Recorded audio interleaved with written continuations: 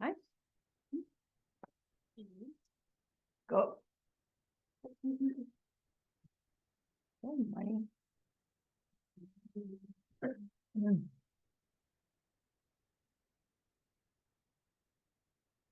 So this is our last session together for the teaching weekend. And what we'll do is our usual opening prayers, recite the Heart Sutra together, settle into meditation. We'll do our meditation preliminaries, take a little wiggle break, and then go through the 4 steps of Kendrick J's meditation, investigating the gotcha, dependent origination, emptiness, and weaving our mind back and forth between all of that. I imagine the whole thing will take an hour, maybe a little bit more. And then we'll do, question, answer, wrap up, and finish together for the teaching weekend. And so, okay. So let's bring our attention to our breath as we usually do until you hear from me again.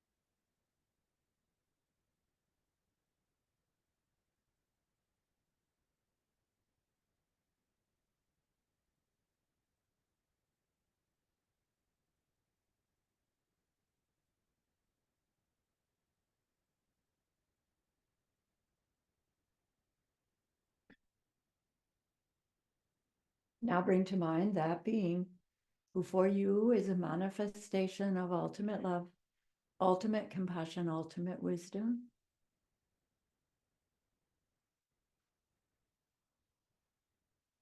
And see them here with you, just by way of your thinking of them.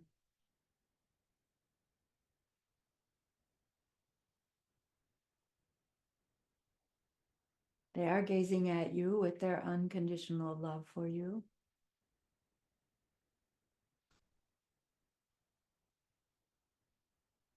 Smiling at you with their holy great compassion.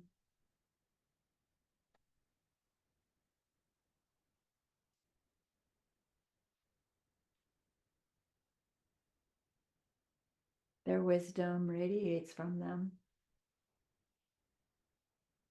That beautiful golden glow encompassing you in its light.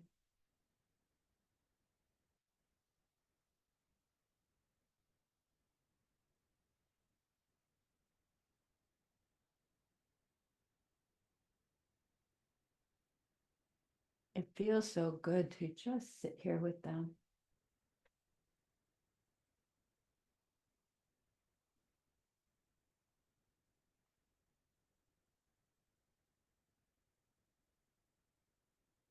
And then we hear them say, bring to mind someone you know or some place in your world you know of who is where there is some pain.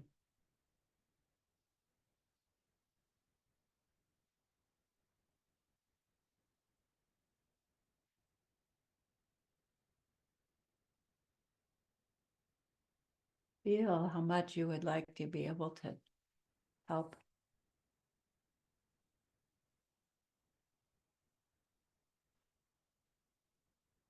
We wish we could just reach out and fix it.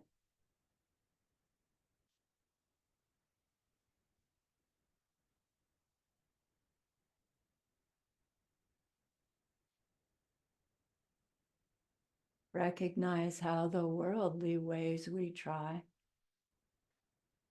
help, but they're temporary.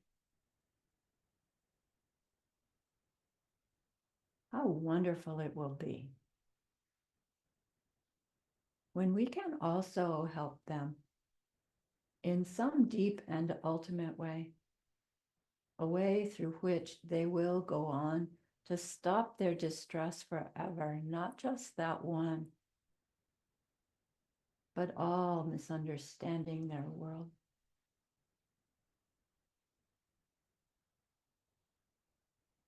In our hearts, we know it's possible.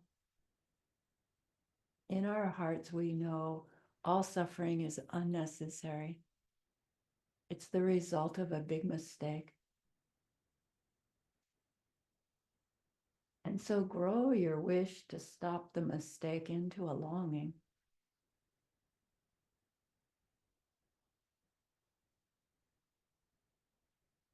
And thinking of karma and emptiness, grow that longing into an intention.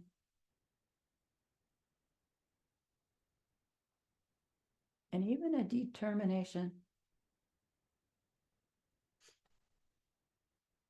And with that determination, turn your mind back to your precious holy guide.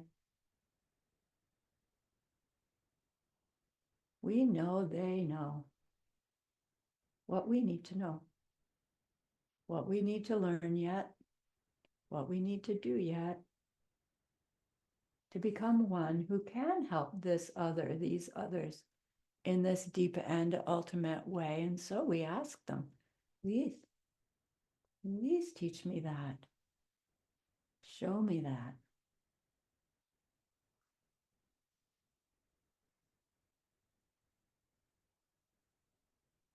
And they are so happy that we've asked. Of course they agree. Our gratitude arises. We want to offer them something exquisite. And so we think of the perfect world they are teaching us how to create. We imagine we can hold it in our hand. And we offer it to them, following it with our promise to practice what they teach us, using our refuge prayer to make our promise. Here is the great earth, filled with fragrant incense and covered with the blanket of flowers. The great mountain, 4 lands, wearing the jewel of the sun and the moon. In my mind, I make them the paradise of a Buddha and offer it all to you. By this deed, may every living being experience the pure world. Idam Guru Ratna Mandala Kamyaya Tayami. I go for refuge until I am enlightened to the Buddha, the Dharma, and the highest community. Through the merit that I do in sharing this meditation and the rest, may we reach Buddhahood for the sake of every living being. I go for refuge until I am enlightened to the Buddha, the Dharma, and the highest community. Through the merit that I do in giving and the rest, may we reach Buddhahood for the sake of every living being. I go for refuge until I am enlightened to the Buddha, the Dharma, and the highest community. Through the merit that I do in sharing this session and the rest, may all beings reach their total awakening for the benefit of every single other.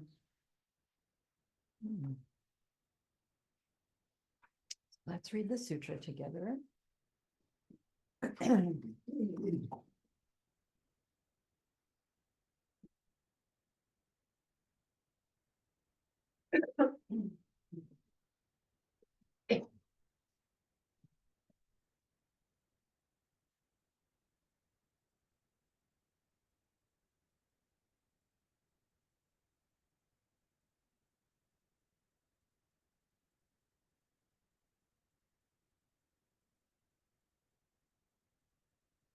Ready?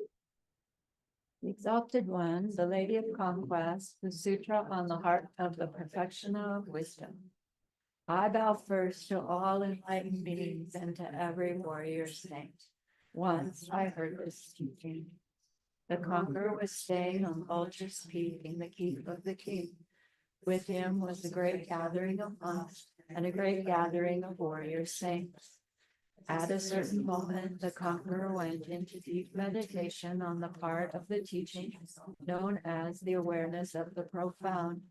At that moment, too, did the realized being, the great warrior, the Lord of power, loving eyes, see into this one deep practice, the practice of the perfection of wisdom. And he saw perfectly that the 5 heaps, the 5 parts of a person, were empty of any nature of their own. Then, by the power of the enlightened one, the junior monk named Shariputra turned and asked this question of the great warrior, loving eyes, the realized one, the Lord of power. If any son or daughter of noble family hope to follow the deep practice of the perfection of wisdom, what would they have to do? This then is the answer that the Lord of power, the realized one, the great warrior, loving eyes, gave to the junior monk named Shariputra. Here, Shariputra is what any son or daughter of noble family should see, who hopes to follow the deep practice of the perfection of wisdom. See first all 5 heaps, all 5 parts of a person, free of any essence of their own. Your body is empty. Emptiness is your body. Emptiness is nothing but your body, and your body is nothing but emptiness. The same is true of your feelings, your ability to discriminate between things, and the other factors that make you up, and all the different kinds of awareness that you possess. All of them are empty. And thus we can say, Shariputra, that every existing thing is emptiness. Nothing has any characteristic of its own. Nothing ever begins. Nothing ever ends. Nothing ever is impure. Nothing ever becomes pure. Nothing ever gets less, and nothing ever becomes more. And thus we can say, Shariputra, that with emptiness there is no body, there are no feelings, there is no ability to discriminate, there are none of the other factors that make you up, and there is no awareness. There are no eyes, no ears, no nose, no tongue, no body, no mind, nothing to see, nothing to hear, nothing to smell, nothing to taste, nothing to touch, and nothing to think of. There is no part of you that sees. There is no part of you that is aware of what you see. And this is true all the way to the part of you that thinks, and the part of you that is aware that you are thinking. There is no misunderstanding your world. There is no stopping this misunderstanding. And the same is true all the way up to your old age and death, and to stopping your old age and death. There is no suffering. There is no source of this suffering. There is no stopping this suffering. There is no path to stopping this suffering. There is no knowledge. There's nothing to reach, and there's nothing not to reach. Thus it is, Shariputra, that warrior saints have nothing to reach, and because of this, they are able to practice the perfection of wisdom and stay in this perfection of wisdom. This frees them from every obstacle in their minds, and this frees them from all fears. They go beyond all wrong ways of thinking and reach to the ultimate end of nirvana. All the enlightened beings of the past, the present, and the future too follow the same perfection of wisdom, and thus bring themselves to perfect enlightenment, to the matchless state of a totally enlightened Buddha. Thus are they the sacred words of the perfection of wisdom, the sacred words of great knowledge, sacred words of the unsurpassable, sacred words that are equal to the one beyond all equal, sacred words that put a final end to every form of pain, sacred words you should know are true, for false they cannot be, sacred words of the perfection of wisdom, which here I speak for you. Jaya ta gate gate para gate para sangate bodhi swaha. And thus it is, Shariputra, that great warrior saints must train themselves in the profound perfection of wisdom. With this, the conqueror stirred himself from his deep state of meditation. He turned to the great warrior, the realized one, loving eyes, the Lord of power, and blessed his words, saying, true, true, he said, and true again. Thus it is, O son of noble family, and thus is it. One should follow the profound perfection of wisdom, just as you have taught it. Every one of those gone thus rejoices in your words as I do. And when the conqueror had spoken thus, the junior monk Shariputra took joy, and the warrior, the realized one, loving eyes, the Lord of power, took joy as well. And all the assembled disciples took joy, and so did the entire world with its gods and its men, and near gods and spirits too take joy. All sang their praises of what the conqueror had spoken.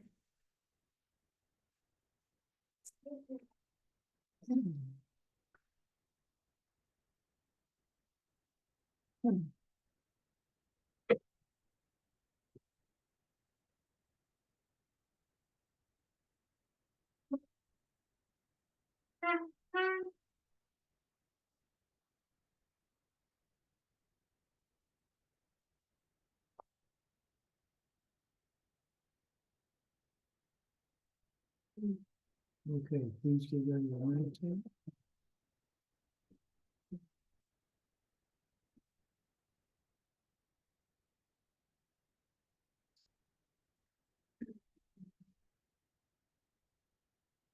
Start by watching your breath. Watch the sensation at your nose, the tip of your nose.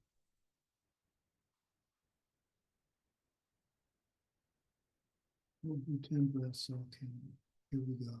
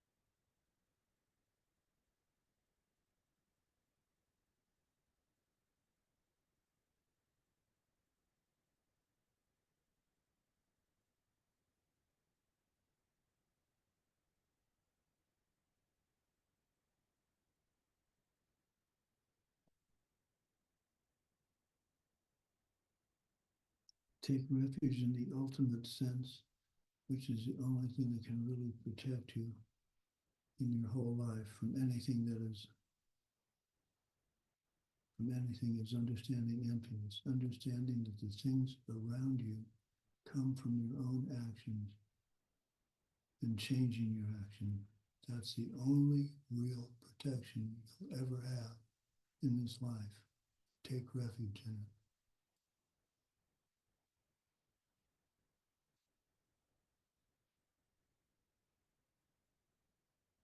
Think about the possibility that you could stop the aging process. You could even turn it around. Your body could change. You could evolve your mind higher and higher until it's totally enlightened, totally omniscient. And you do have that capacity.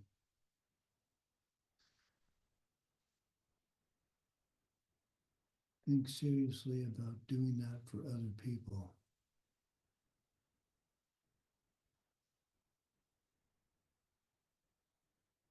Think about how much could help other people if you prove it was possible yourself.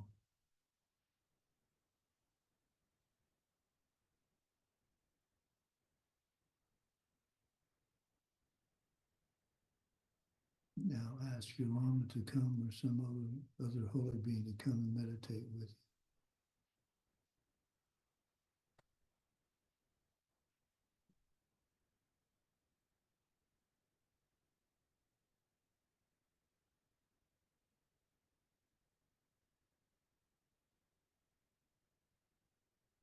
Think about the good qualities that they have. They're really enlightened beings and they can read your thoughts. They see your future.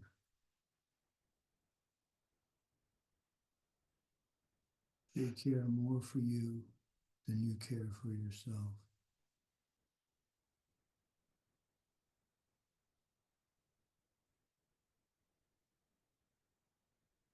They have plans for you. And think about it and bow down to them in your mind. 3 mental prostrations.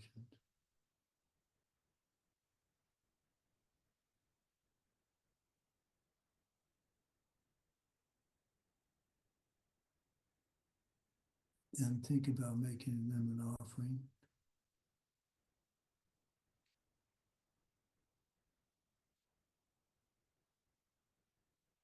The highest offering is your practice.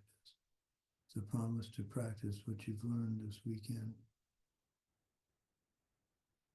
and weave it into your life.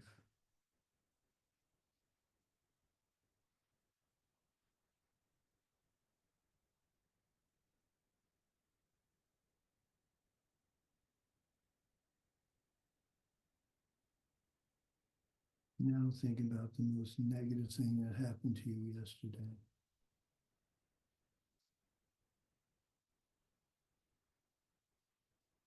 It could be something you said or did.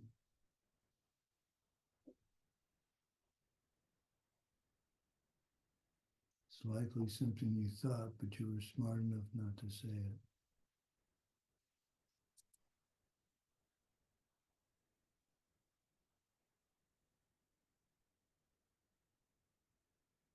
So try to play back the videotape from yesterday in your mind.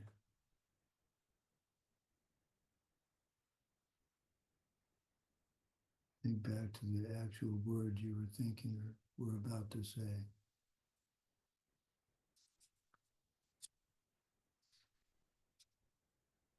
Realize how ignorant it sounds when you play it back.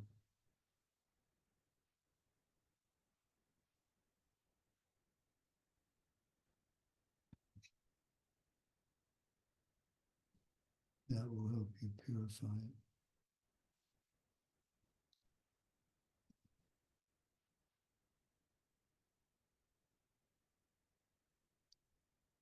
We tend to take the bad side very detailed, and the good side is almost ignored when we talk about karma and deeds.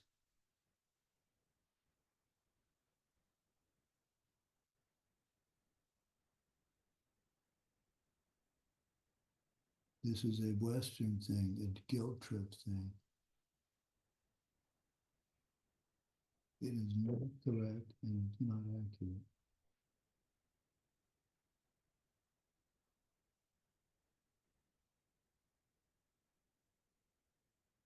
If you're sitting here, you have some very, very important spiritual power. The fact that you're interested in these things and in the world where the entire world is, when the entire world is going the other way.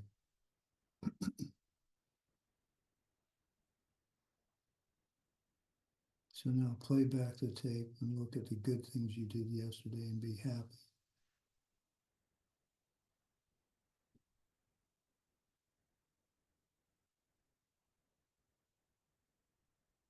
For a long time yesterday and this weekend, you gave up everything else you were doing and listened to the discussion about emptiness. And that's an extraordinary accomplishment. And you should be happy about it.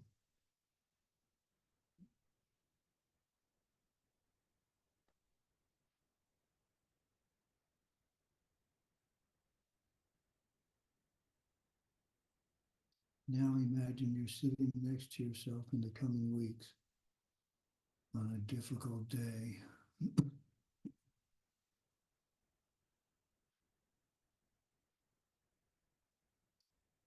Something is not going well. And imagine you're sitting next to you when this happens.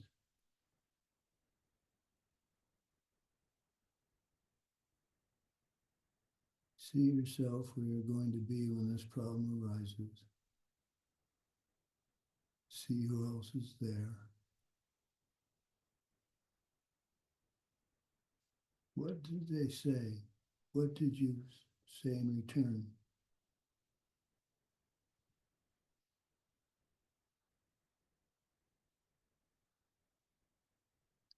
Now in the out breath, with that extra breath at the end, see some light, very fine mist, like white light coming out of your nose, and it touches you and the other you and gives them some strength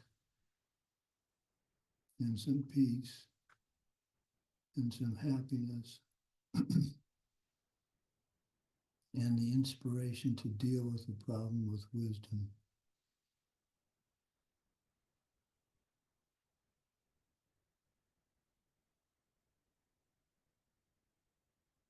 They're not even aware it's you sitting there giving them the strength.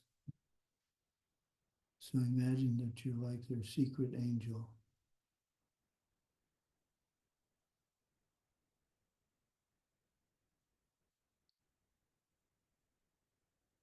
And with your breath, that last part of your breath, cover them with the light.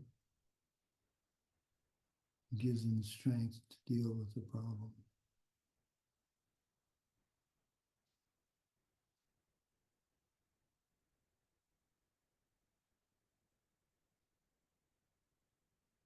And honestly ask that being who's sitting in front of you to come into your heart and stay with you during the day.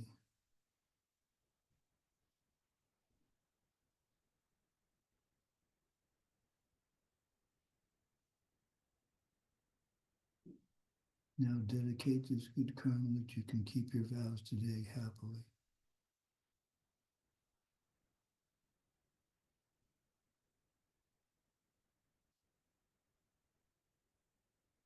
Okay, you can slowly open your eyes, stretch a little bit, and we'll do the meditation.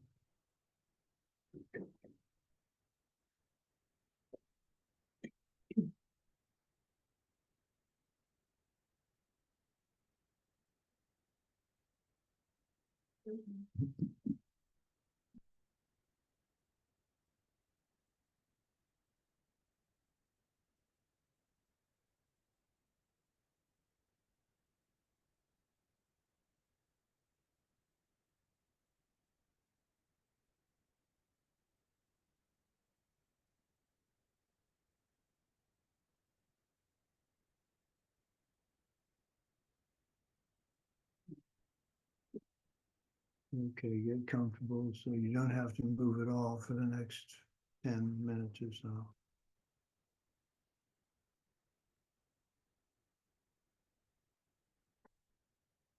Close your eyes and just watch your breath.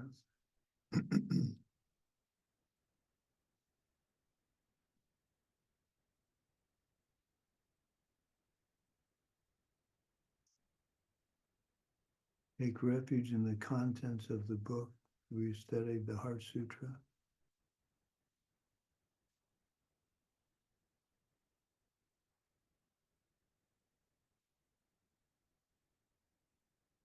Think of how you can use what you've learned as a tool to help people, a person or a group of people that are suffering.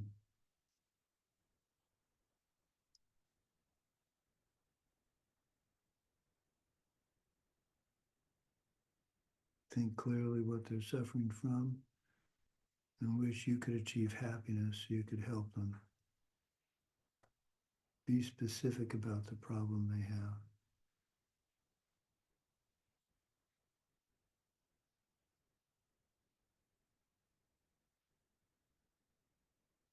Keep in mind the difference between happiness, love, and compassion, taking their suffering.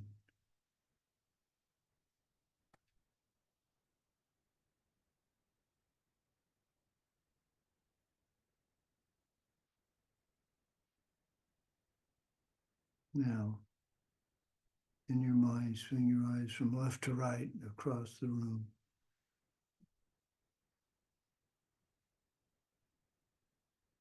Pick out 3 or 4 things that you see. Select one that you like the best and one that you like the least.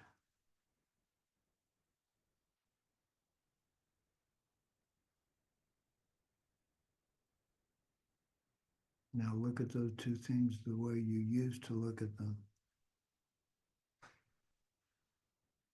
That the one you like is nice from its side and the one you don't like is not so nice from its side.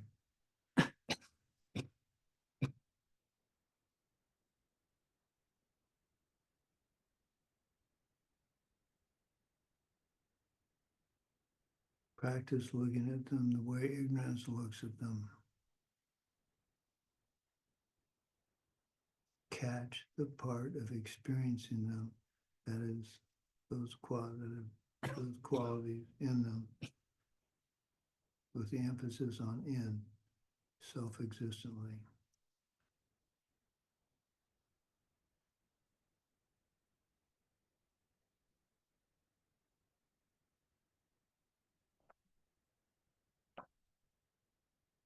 That was way number 2. Now the third way. Practice looking at the one you like and thinking about how nice it is. And the reason it looks nice to you is it's something in your mind.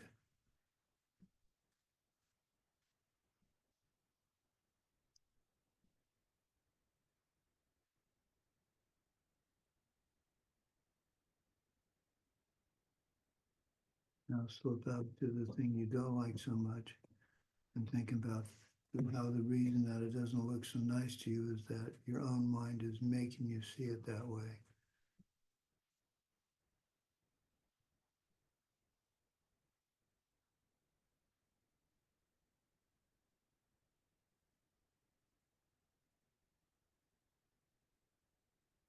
Number 3 understands the dependent origination of those things.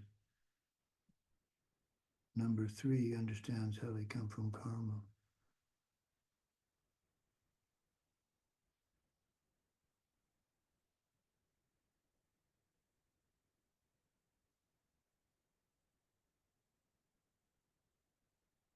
Now for number 4, do the reverse. Not of number 2, but of number 3.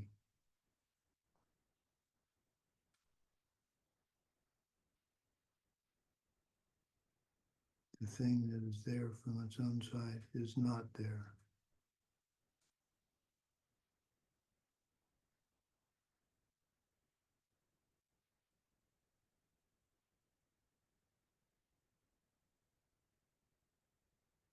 Now slip into number 1, how a child sees the world, just colors and shapes, not thinking about the way things are at all.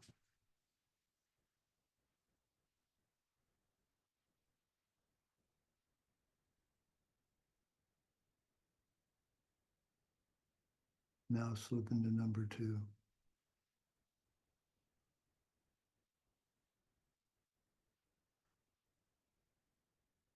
Things come from their own side, good or bad.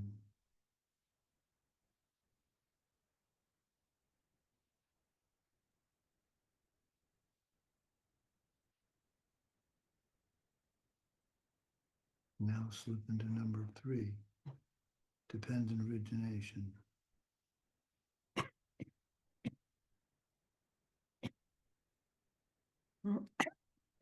How things are a result of your own karma.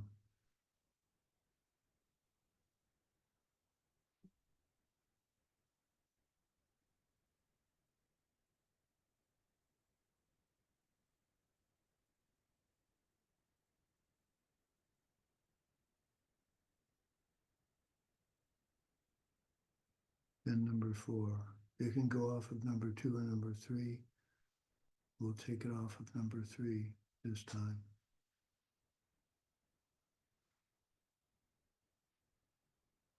So focus on those two things, the one you like and the one you don't like.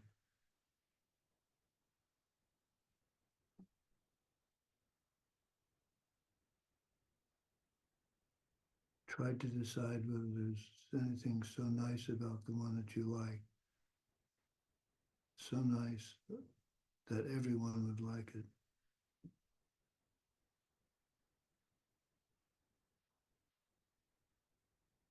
Try to find something about that object that everyone would like, no matter who they are.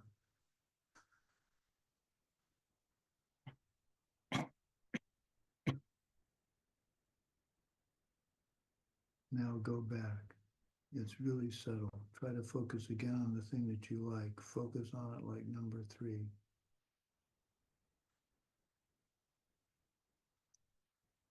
It's coming from your karma, coming from your mind.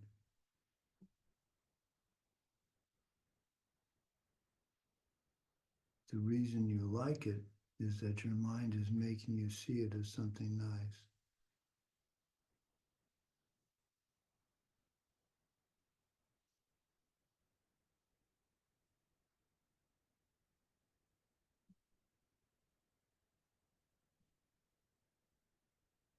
Now pull the rug out from number 3.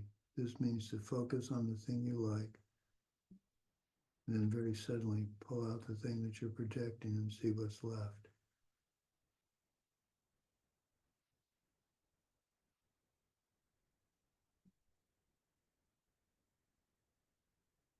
Pull away from your identification of your projection and rest with what is left. Like a pen when no humans are there, or a dog's chew toy when no one's there. What is there then?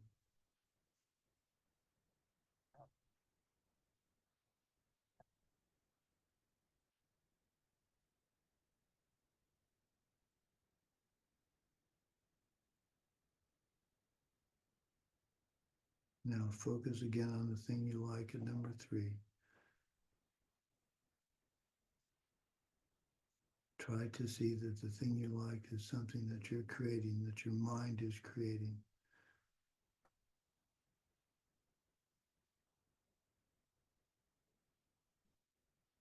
Then suddenly pull it away, very suddenly pull away your participation of your mind and see if there's anything left.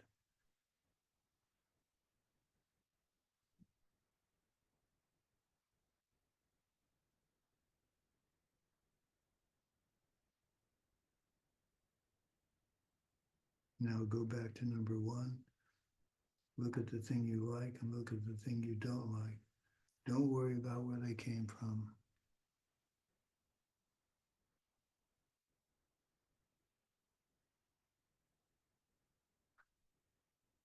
Now number 2. The thing you like is good from its own side. The thing you don't like is bad from its own side.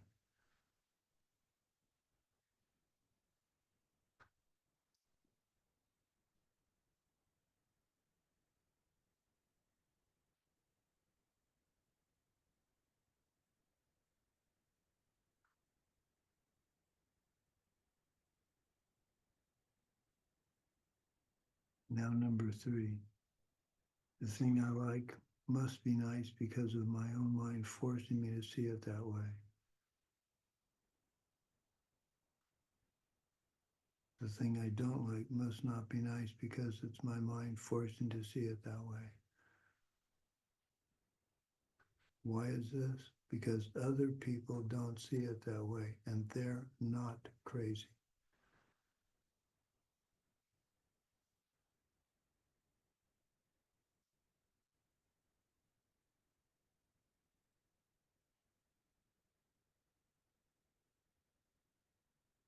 Number 4, very suddenly pull away your feeling of looking at it and see if there's anything left.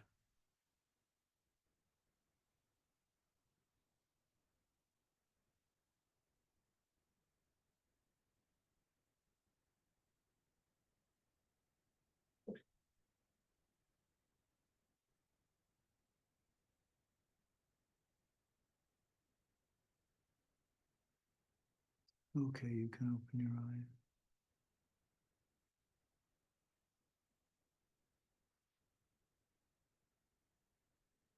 Kissy Michael makes several points now. Don't fall into the trap of, oh yeah, I get it. I like this thing because my mind likes it, not because it's nice from the inside. And don't fall into the trap of thinking that's wrong or something like that. That's exactly the way it is. The thing is not nice from its own side. You are making it nice. Does that mean you shouldn't like the thing?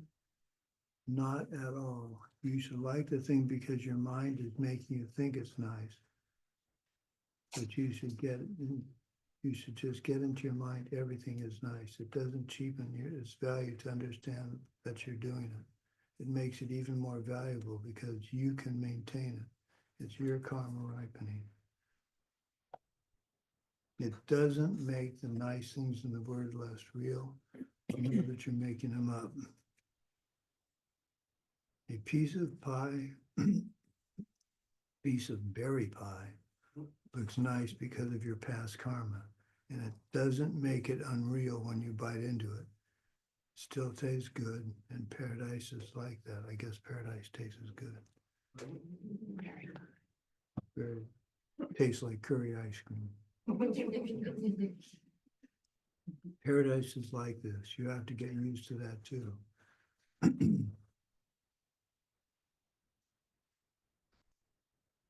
This doesn't make, because you're making them, it doesn't make them artificial or anything like that. It makes them all the more real. And that's the middle way.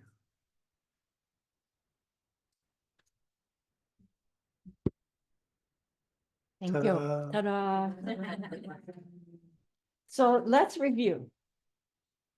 What we've done is the Kedrib J's 4-part practice on dependent origination and emptiness. So which of the 4 parts is the emptiness part? Number 4. How do we get to number 4? Or 2, we take away what we think is there and rest in what? Right? No answer. So hopefully when you shift your mind either from wherever you're going to flip from what's there to its emptiness, your answer in your own mind won't be, it's the lack of it. It's just the, right? Where's my pen? Set the pen on the table. All the people, all the flies, all the dogs go away. What's there then? Right? Do you feel your mind going, no, something, what? Just like, let that go. Get in the, there's a very funny teaching about emptiness. Geshe-la once said, you want to study the shortest sutra on emptiness. There was a sutra where they set Buddha all up and somebody asked, give us a teaching on emptiness. And Buddha goes, really? Because is the first letter of the Sanskrit alphabet. It's the inherent vowel that brings to life every other sound. And so if you want to meditate on emptiness, you sit there and go, I just think that's the funniest thing in the world. because it's like what we say. Yeah, your jokes are the funniest. My Dharma chicken jokes are the funniest. But it's like, what do we say when we don't know what to say? Like it's inherent in us. Maybe I'm going too far, but do like all languages, all people go, it's like we know this deep down inside, we know all of this. It's not new. We're just remembering. So give yourself permission to just remember, right? Who and what you really are. It'll maybe make it easier than the struggle of, right? You're not really a suffering being who needs to get enlightened. You are not really an already enlightened being who is just pretending to suffer. You are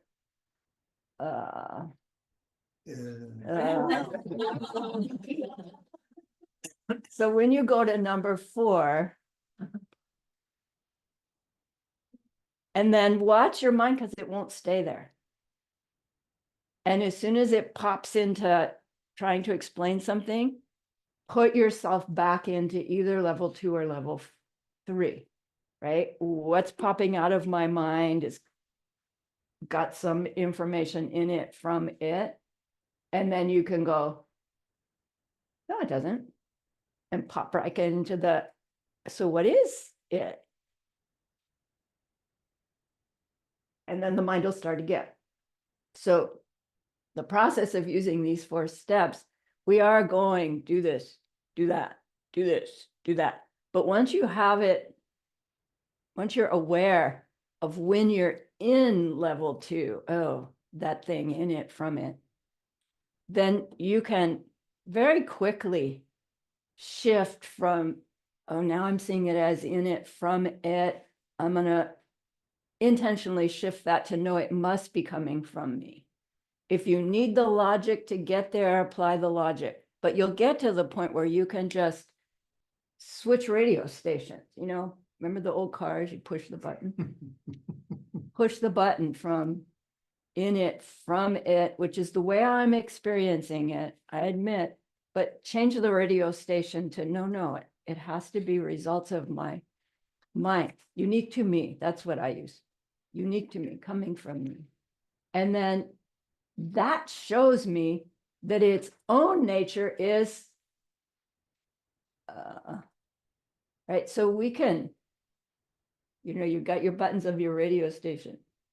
2, 4, 3, 4, 2, 1, 2, right? And just what we want to get to is watching what pops up in our mind and what level are we at, and then change it. In learning the process, we imposed it on you so that you could recognize it. And as you take this practice home with you, start out still imposing it, but try to get to that place where instead of imposing it, you're just watching what's popping up in your mind and then recognizing which station am I on, and then intentionally changing it. Do you see? Is that getting clear? No. So It's clear, but it's not. you're gonna have to do it. You're gonna have to do it.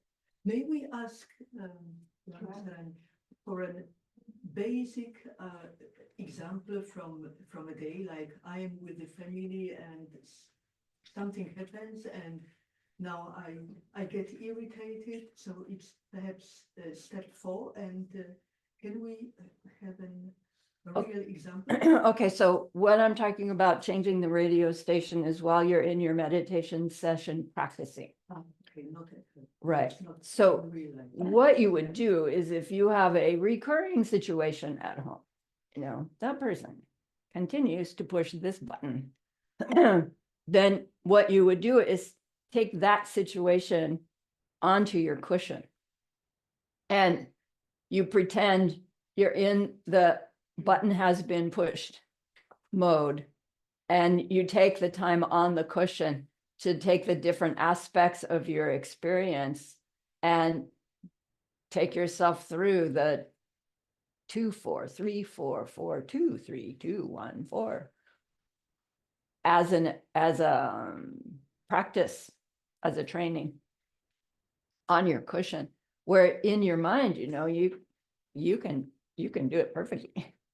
And see at the end, run yourself through the situation where the person's pushing your button and your reaction is, my seeds are making them push my button. And thank you very much, but I am not going to play.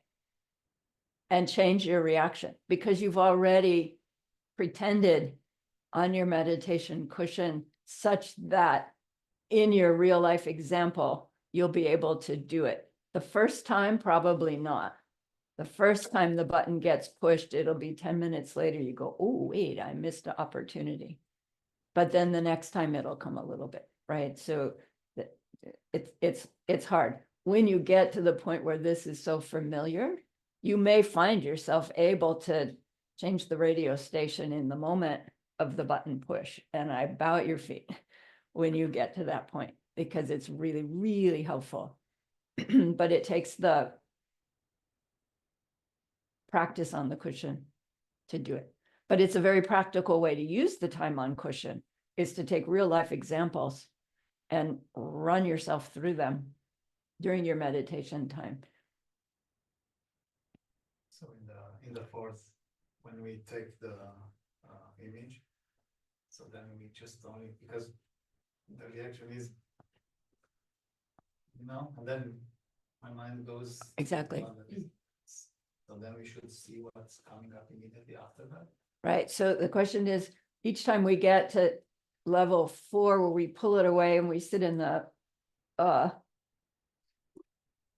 when something pops up, whatever pops up, Yeah.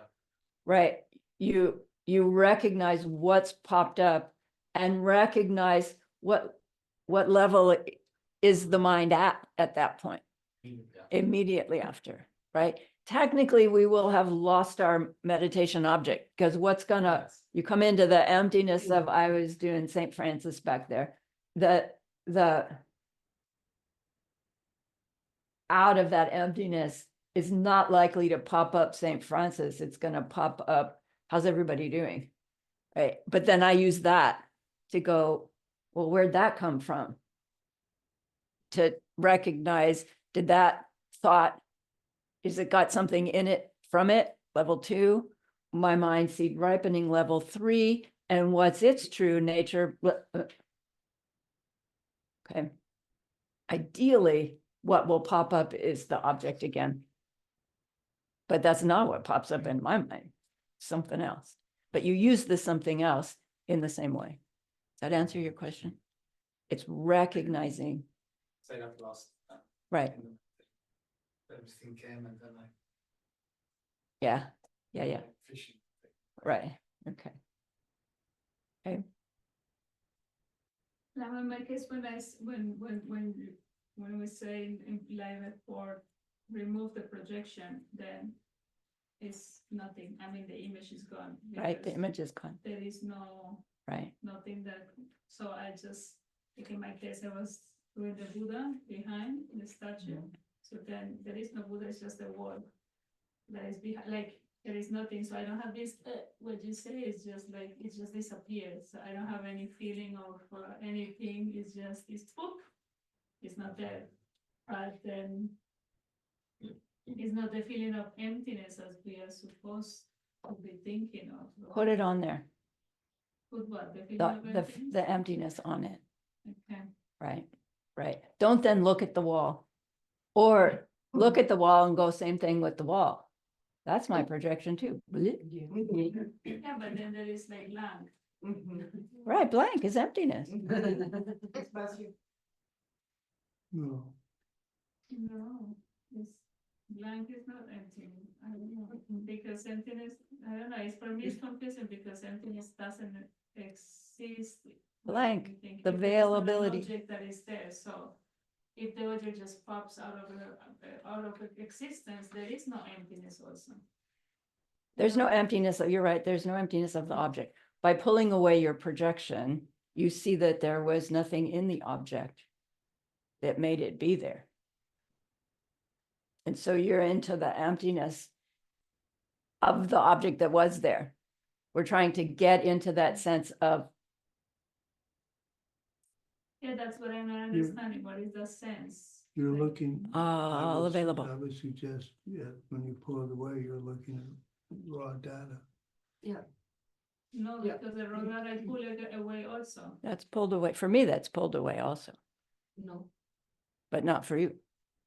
So describe what it is like for you to help Luisa. No, because for me, I also I also remove the raw data.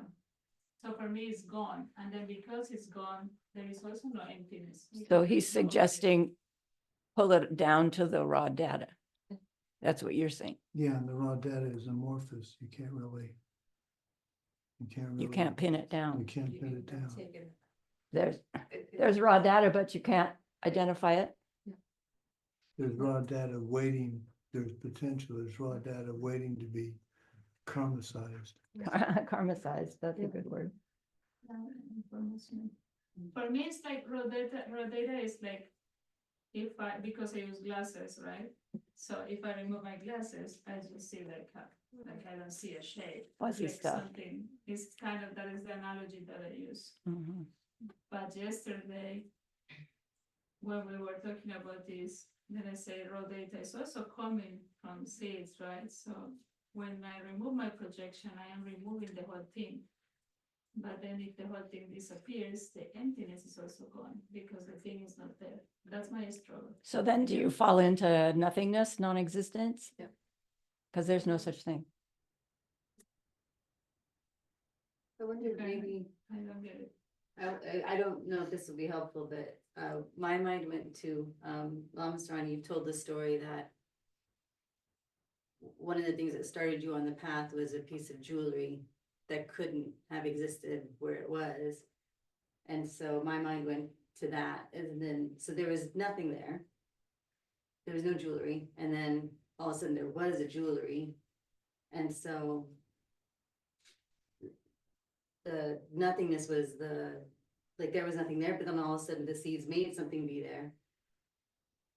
And then if you pull it back, then, well, gosh, everything is just there because I projected, like, even as I look out at my body, right? And so I went to the same place, but there's nothing there. Except for what I forced to be there. So the jewelry was forced to be there because of the seeds. So I had the same thing, but I was pleased by the fact that, well, then, okay, it's all just the projection being formed as we create it. And it's a cool thing. Rather than a disturbing thing that it just went by. Maybe, but I understood that we are looking for the reaction when we pull it out, like when you, like, for example, pay with a card and it says it's no, you have no money, but you knew you have money, you know, and it's like, God, wow, this is the sensation which I have. And then other images come or other ideas what to do or something like this, but it's a moment when I'm shocked like this. Right. No, and Geshe tells that story about the credit card not in your wallet that you thought was there. That my initial reaction is, where's my credit card? You know, and that's not his point. His point is, I thought there's something in my wallet. And then I open it up and it's not there. Do you feel it? Not there. It's there because I put it there versus it's there because my karma put it there. Right, didn't put what's it there. there, right, what would be there? We would think, oh, it's the credit card in it that lives there. That would be level 2. And if we open it up and, oh, I'm projecting credit card, how wonderful, that would be level 3. If we open it up and there's no credit card, when we thought there was a credit card there, that's number 4. If we didn't think there was a credit card there and we open it up, that's not level 4. That's what. That's not level 4. And what is it? That's what we expected. Yes. Self-existent, no credit card in my wallet. I knew it was not in there. right? That's not what we're looking at. So when you pull the projection away, maybe you need to keep a hold of, there's something I thought was there that isn't really there, like the credit card you expect to be in the wallet and you open it up and no wallet. So for Louisa, pulling away the projection doesn't work as well as opening the wallet, right? Open the wallet of the Buddha that's there and see that I thought it was there, but it's not. But then what happens? This is I thought it was there, but it's not easy if I'm coming from level 2 to level 4. Can do it from 2 to 4, you can do it from 3 to 4. But 3 to 4 is pull away the projection. 2 to 4 is pull away the self-existence. Either one will do it. Pull away the raw data and you do it from number 1.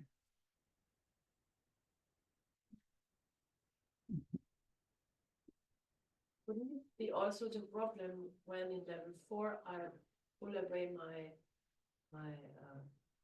picture, then I stay in that mind, okay, and then I'm losing me in nothing. Just Yeah, so I don't know, or perhaps then I'm dumb, or I don't know, because I'm losing something, and that's the wrong view. I think that shouldn't be, because then I'm just flying. I don't know what's happening. There is just it's. right. So the comment is that when I go into the number 4 and the absent, I feel like I lose my me into the absence, and then I just feel like everything's vague and nothingness. You lose your clarity of the emptiness of the object. Is that what, did I understand that? I think so, because then I can't figure out something because I'm in the state of Oh, right, and nothing. right, and technically that's accurate. And but the state of mind that goes, whoa, now I'm just floating around, that's not actually, That's a new object. that's a new object, actually. But isn't it, or should it be the point to stay in that? You don't stay. You actually, you can't stay, right? You catch it and immediately there's a reaction to it. And then you can't help but lose it. But we keep trying. So whatever arises, we then say, oh, what level is that? 2, 3, and try again. And try again. Because I have the perception that when I'm in there, then nothing is inside of my mind, and then I feel I get and then don't think anything more. But I think that's wrong. Well, you can't be thinking and Right. hold on to the absence of self-existence of whatever your object was. You right? We can't keep thinking about it and still be experiencing it. We think about it to get there, and then it starts up again. If you sink into that feeling like everything's disappearing, you don't want to stay there because that isn't accurate. But you don't want to try to think yourself back into the without going through the sequence of recognizing that whatever is arising, whether it's the space out or trying to explain it, is then a ripening, a happening, a dependent origination, appearing, and that itself has no nature other than ripening seeds. Pull it away until it starts up again. It's perhaps the process always to get back to another level and say, okay, and Right. it's again not there, and then stay in the Right? okay, and then here is the raw data, and again, that I'm getting used on the cushion to the state that when it happens to me in a normal situation, it will Yes. just pop up. Yes, Is that the Yes. practice for it? yes, Not to stay in the, oh, right, you can. right, right. We're planting seeds every time we get there, you know, and it'll last a little bit longer. But, and when it lasts, when it, so the emptiness that we're reaching is still conceptual. Right? When it becomes direct, totally different, not totally different, same idea, but you know, it's like you've gone up 20 flights of stairs to actually get there. So each time we get to that, we're planting a little seed to get it directly. And so in this practice, it's the recognizing the dependent origination or the self-existence and pulling it away and just getting a glimpse of that. Nothing exists in any other way than that. And repeatedly. Well, the key is nothing exists in any other way. Right, Not nothing exists. Right. It's nothing exists in any other way. right. And that's what Luis is struggling with, Right. is That's- not that's- going into the, well, there's nothing at all. I struggle with that too. The struggle club.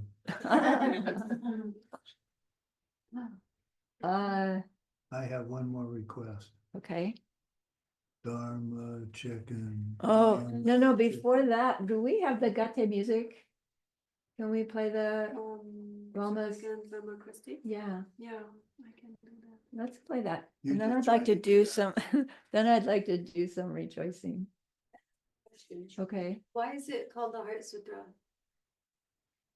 The Heart Sutra, the essence of wisdom, or the essence of all existence, is the no self nature. This is about the 5 paths that get us to the point where we are perceiving no self nature and dependent origination nature of all things in all times. And the heart of that is learning about emptiness. And that's what this sutra is talking about. So essence, heart, Ningpo, Dharma, chicken. Herdaya. Dharma, chicken. All right, I'll think of my Dharma chicken jokes while the music is playing. I have to review them in my mind. Okay. Shall I play the music? You may.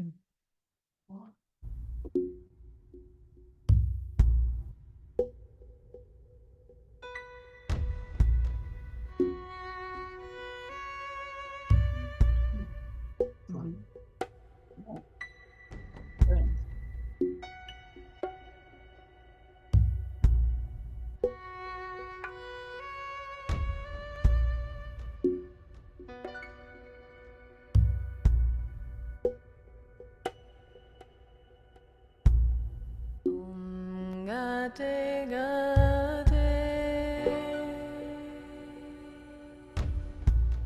paragate,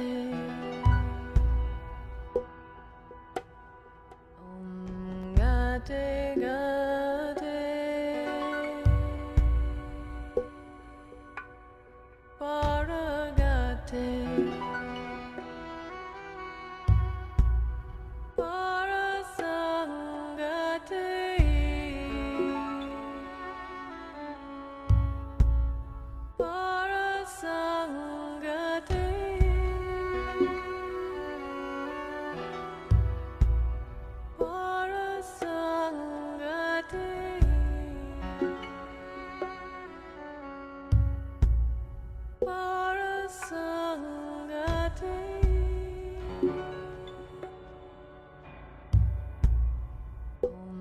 Gate, gate,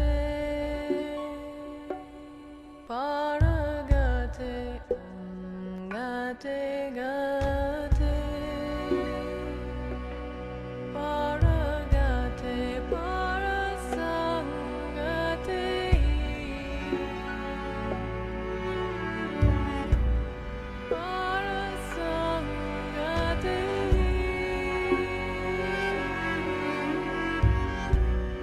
parasangate.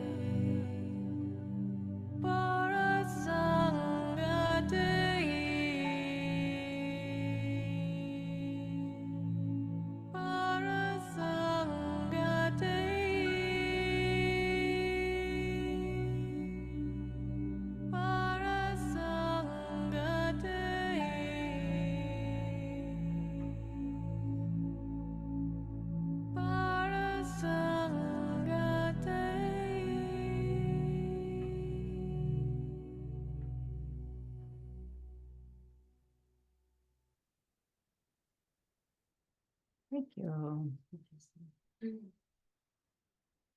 Does what does gate mean?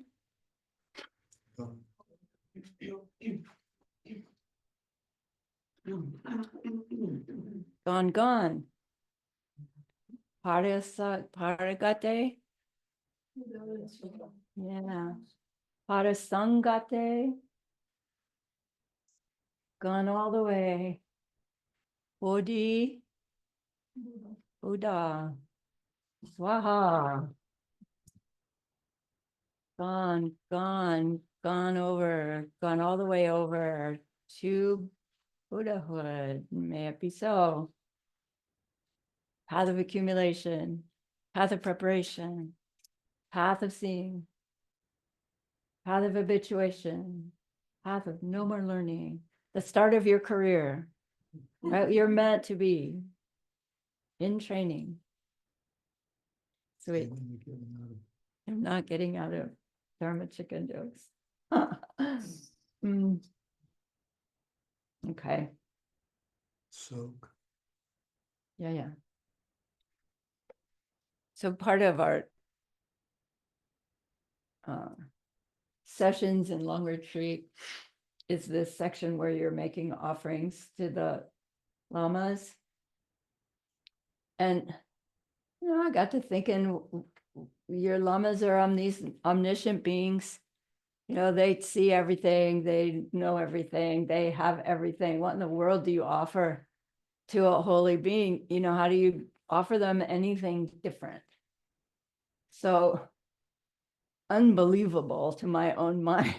It pops up, tell them jokes. I was like, gotta be kidding. Right. This is my conversation with myself. And in US at least, there are these things called chicken jokes. Do you have chicken jokes? Yeah, see why I don't tell my Dharma chicken jokes? Nobody knows what chicken jokes are.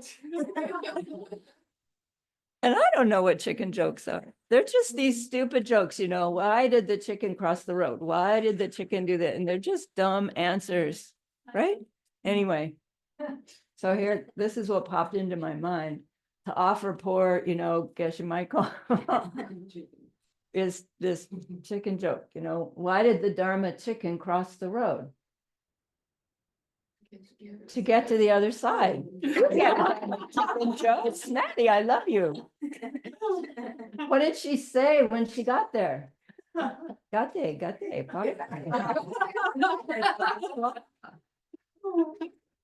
What's that Dharma chicken doing in the hot tub?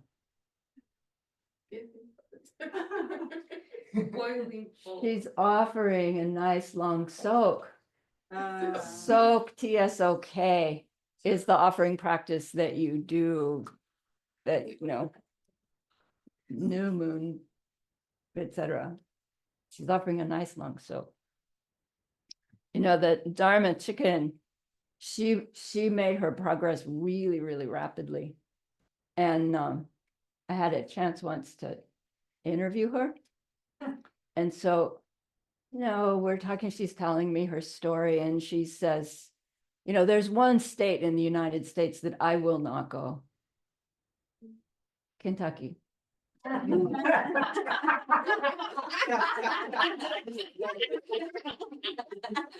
it.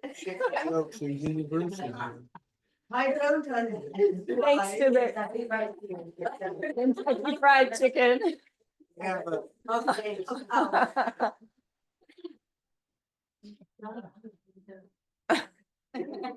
That's amazing. Well, we're not done.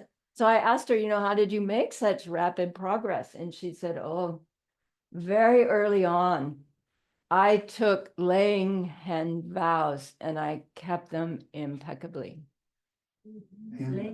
Dharma, lay person vows, laying hen vows, and kept them impeccably. So we have lay person vows that we can take, right? Those 5 vows.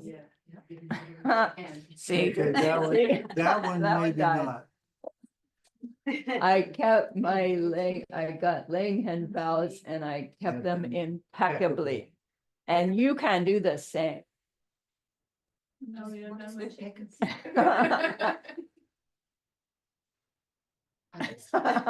Okay. Could you repeat How did you make such rapid progress? Oh, very early on, I took my laying hen vows, my layperson vows, and kept them impeccably. Until they.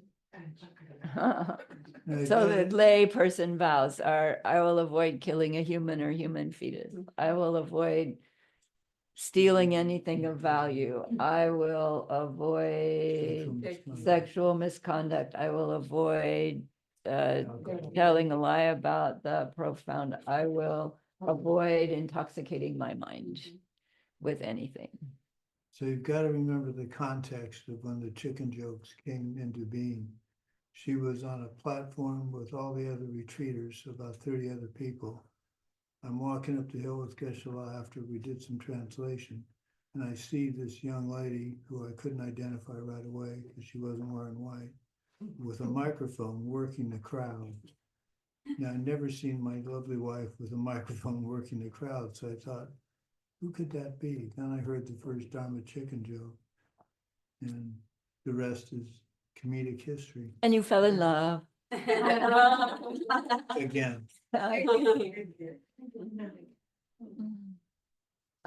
All right. still on that happy note. On that happy note, I'd like to do some rejoiceables. So do we want to take a break and come back? I've had you sitting here a long time. Let's take a break and come back. So technically we have you until 10 o'clock. Right? So let's take a break. 10-minute break. And then we'll do some rejoiceables so you can think about.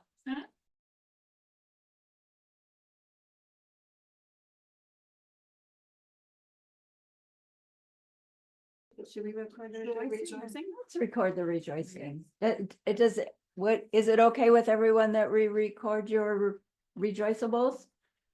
The thing is, if We won't be able to hear it. Yeah, no, let's not. Yeah, let's not, never mind. Because they won't come through anyway. Except everybody is very loud. Yeah, be very loud. So powerful rejoicing. Yeah, good. Yeah. Or even just maybe turning the mic around, we can, is Yeah. anybody online? We can just ask how the audio is if we just turn that. Anastasia, can you say something? Well, if they can hear you, then they can hear everybody. Hey, 1, 2, 3, testing. Aloud.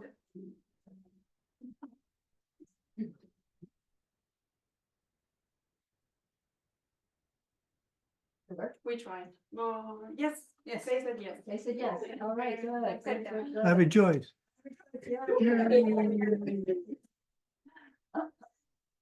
So rejoicing mudra. That's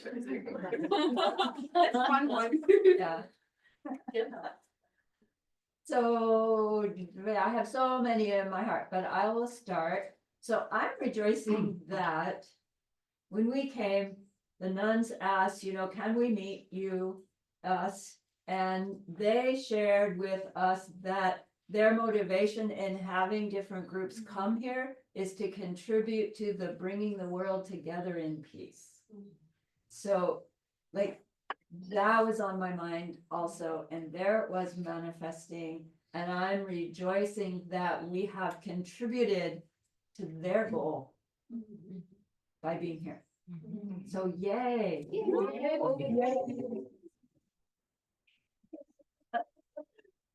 I rejoice in every one of you here. I rejoice in the effort you went to, the expense you went to.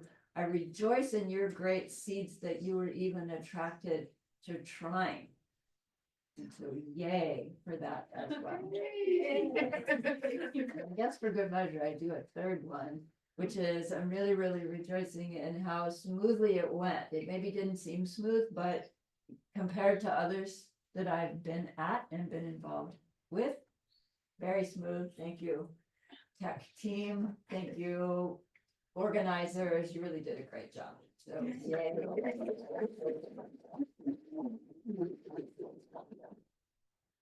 Yeah, you care to go?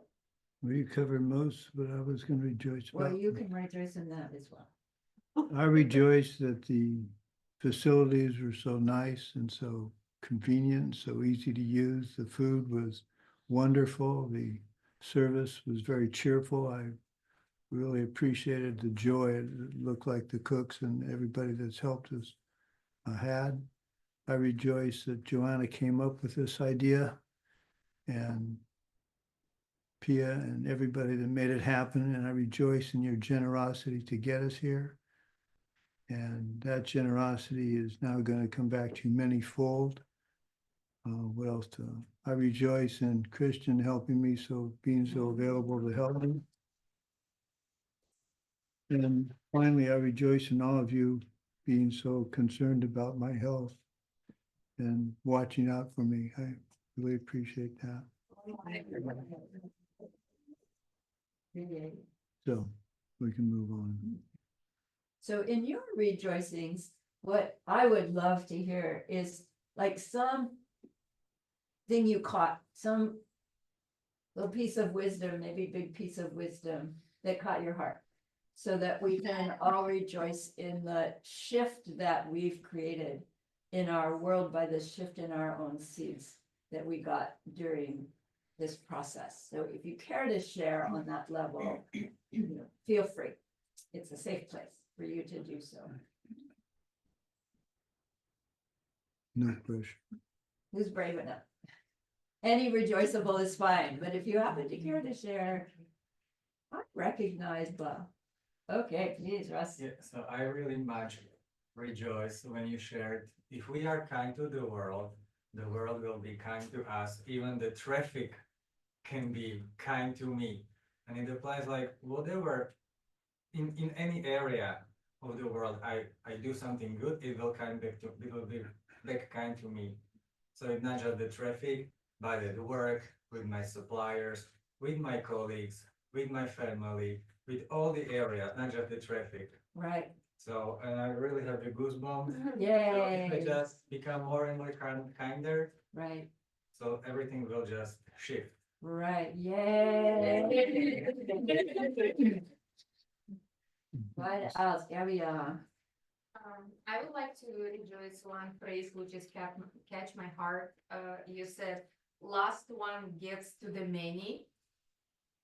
You said last one, for example, last one piece will get to the many. Oh.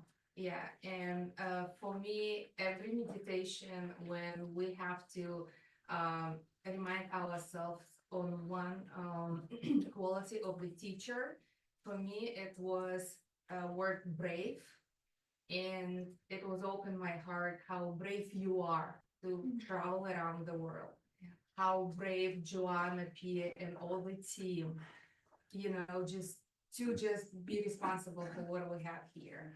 And I'm really rejoicing how brave is every one of us, include online people who contributed lifetime. It's just the time of the life.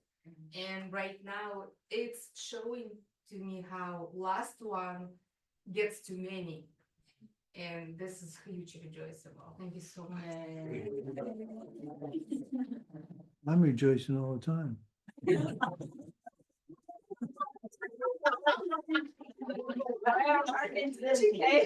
Amazing specialists.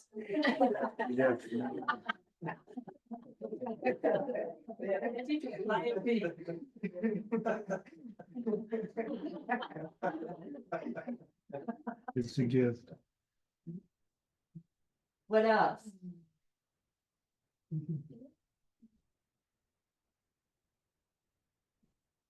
No, I'm Yeah, just Sutra. waiting for the command. While lunch, you told me something about how to find my teacher. And I got aware that I was the first job I had. I was working in Guatemala to help children to find a teacher in school. And it reminded me that there's so many passes in my life, and probably everybody has so many passes we could just give to the world. And it was so touching to me. Thank you so much. And I was so Yay. To find your teacher, yay. Anything else? So maybe I like we discussed about the emptiness when we started, so it really struck me that I was thinking mostly about dependent origination, but I didn't know exactly that I'm only doing that. And it was not clear for me the emptiness side. And it was like a flip in my mind that I do not think at all about, that each object I see has its own emptiness, and then I didn't play with that all the time. And it made me think, that when I came here and I saw this beautiful site and the food which I have never eaten. Honestly, it's such a good food, vegetarian.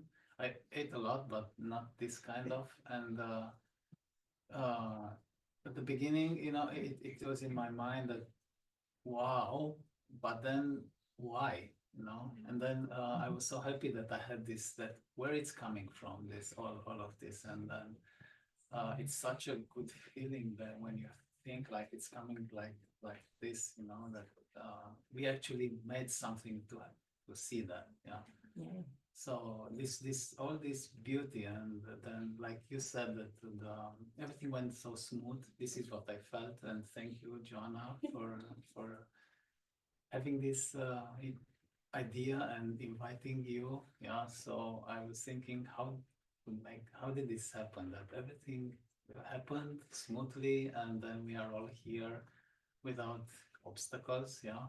I thought a lot about obstacles that, it's having this discussion about why don't we see the sky, and thinking about the absences which we don't perceive, what doesn't let us see. Yeah. So thank you all. Yeah. Thank you all that- It's so good that we are so many here. Yeah. That you could come and teach us. Thank you. Me alegro de estar aquí. I rejoice that I am here thanks to my friend Laura. Ah. Gracias. And I rejoice that I met you. And I rejoice that you are fantastic organizadores. And I rejoice that I think that I didn't understand too much by my English, but I am calm with this. Oh, nice. So I rejoice that. Yeah. Thank you.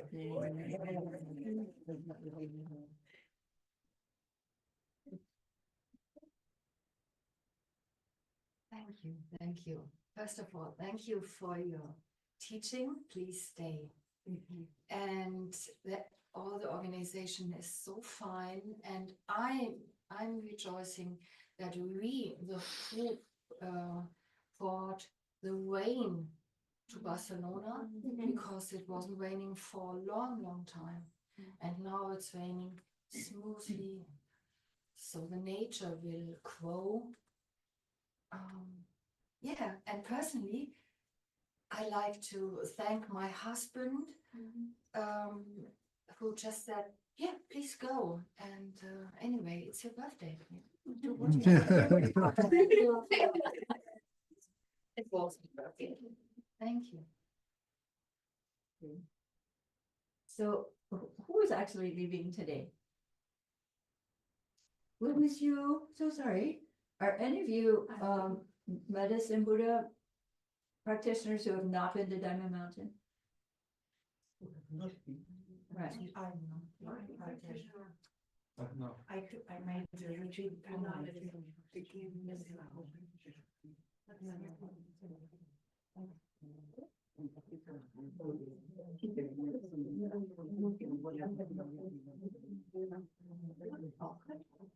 I have these two medicine Buddha traveling altars. Traveling altars. Who would like? Bruh.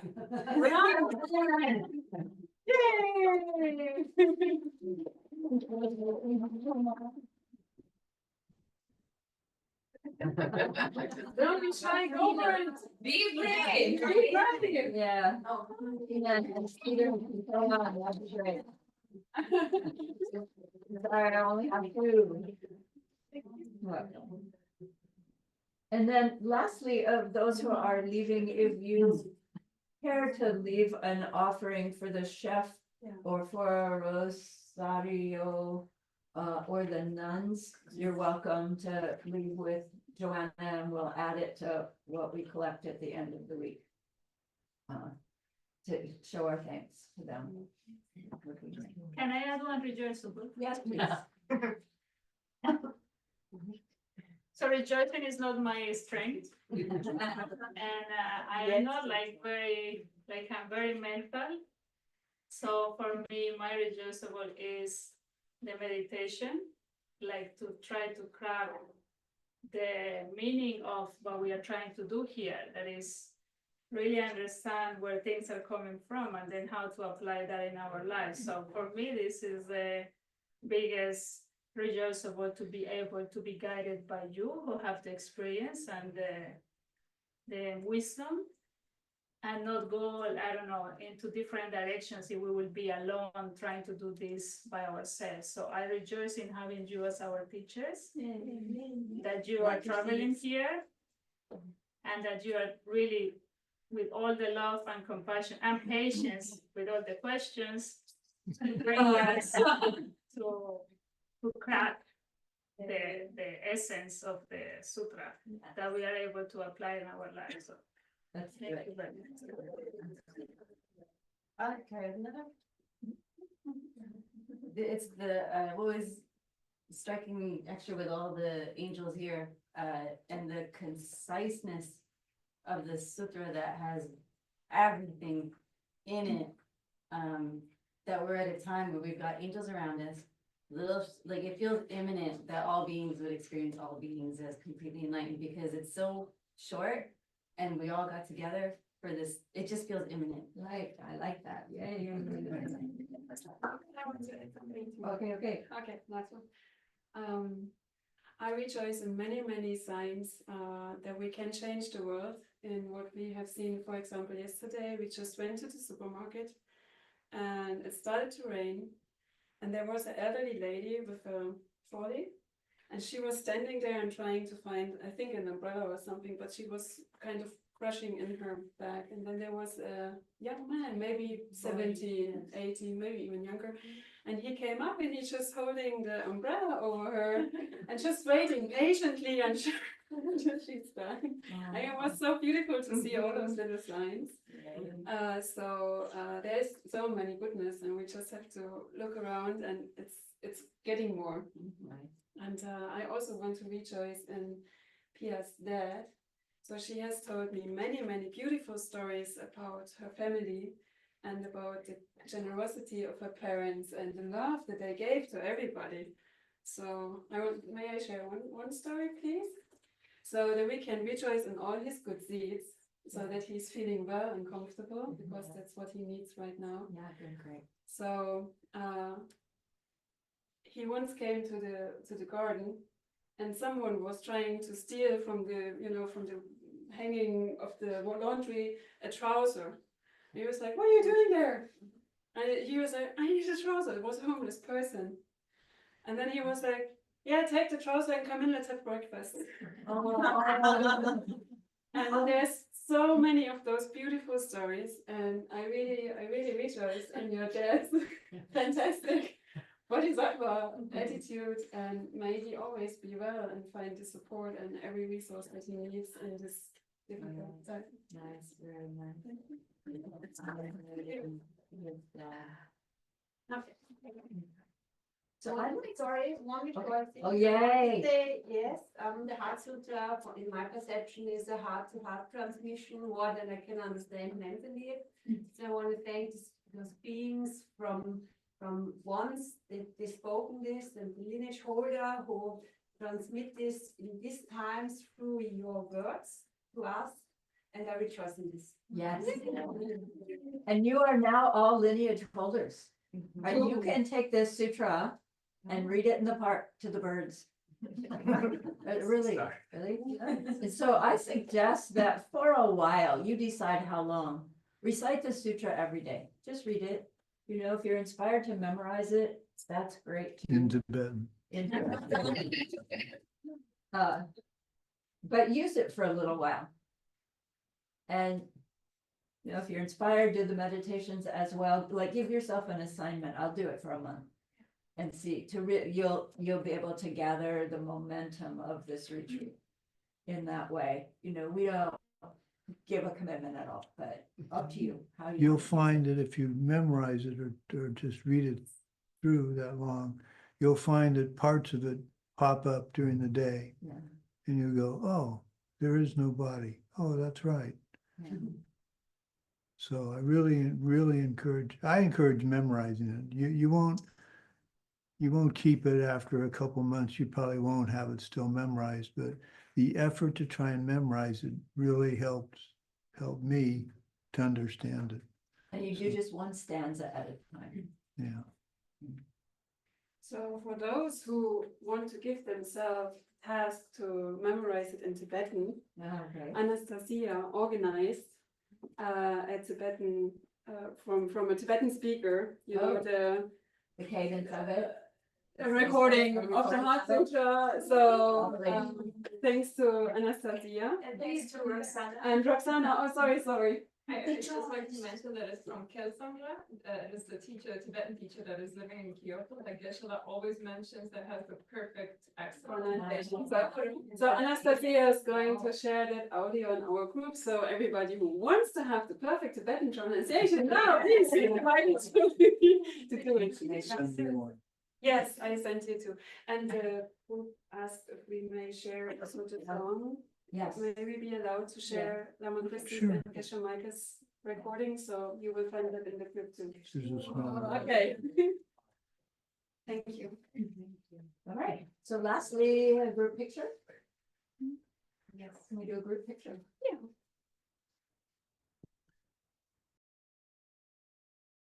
Move this out of the way. Yes. I would say goodbye to the online. Okay. If you might want to. Thank you online again for your support, helping to make this place, this retreat wonderful and beautiful and available to all of us. We are so, so grateful. And we hope that our teachings were able to convey to you something that will help you all spread happiness and love in your world, our world. And thank you, the translators that put up with my rapid speech. I bow to you. Thank you so much. Good.